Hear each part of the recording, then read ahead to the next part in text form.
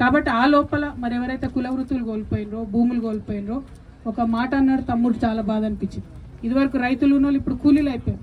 ఇదివరకు కూలీలు ఉన్న వాళ్ళు ఎక్కడ ఎటు గతి లేని పరిస్థితి అయిపోయింది.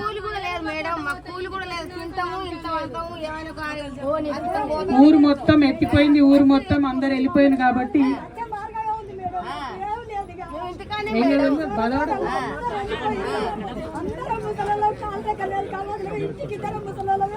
ఉండు ఉండు చెప్తున్నా. ఏం పేరు మీద? ఏం పేరు? ముఖ్యమంత్రి బిడ్డకు వచ్చావు, మాకు ఏదన్నా సాయం చేసుకోవాలి మేడం. చేసిపోతామా? చేసిపోతా. అందుకే వచ్చిన మాకు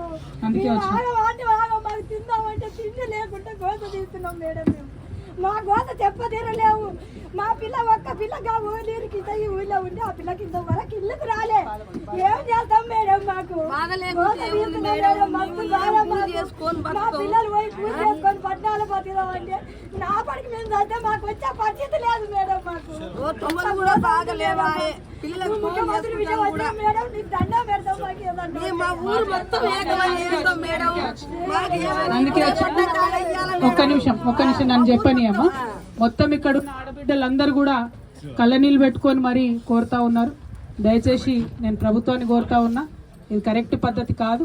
మరి ఎంత ఆలస్యం అయితే అంత ఇంకా వీళ్ళందరికీ కూడా బాధ అవుతా ఉంది. కాబట్టి ఖచ్చితంగా త్వరితగతిన వీళ్ళ కాంపన్సేషన్ ఇవ్వాలని చెప్పి కూడా నేను డిమాండ్ చేస్తూ ఉన్నా. ఇప్పుడు మనం అనుకున్నట్టు ఒకవేళ ఇవ్వకపోతే ఖచ్చితంగా ఏదో దగ్గర కూర్చోవాలి, దానికి కూడా ప్లాన్ చేద్దాం. గట్టిగా పట్టుబడితేనే అవుతుంది పని. ఎందుకంటే ఎవరు గట్టిగా మాట్లాడితే వాళ్ళ పనులు అవుతున్నటువంటి పరిస్థితి ఉన్నది. కాబట్టి ఆ పని చేద్దాం. అందుకే మీ అందరి దగ్గరికి వచ్చిన నేను. ఇప్పుడు ముఖ్యమంత్రి సారు మా బాపు కాదు, ఒక్క నిమిషం వస్తావా?